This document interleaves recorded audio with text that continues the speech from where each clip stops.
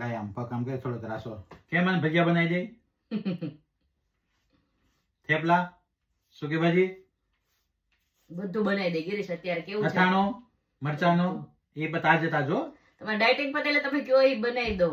અત્યારે જે આપણે બુઢાપામાં એકબીજાની સેવા કરવાની હોય ને અત્યારમાં કરવા મળ્યા તમારી સેવા. હું જ કરું છું. સાચી વાત છે.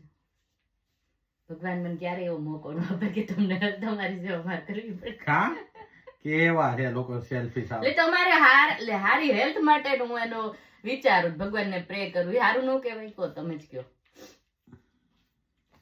એટલે સૈયારા મૂવી ની યાદ આવી ગઈ મને.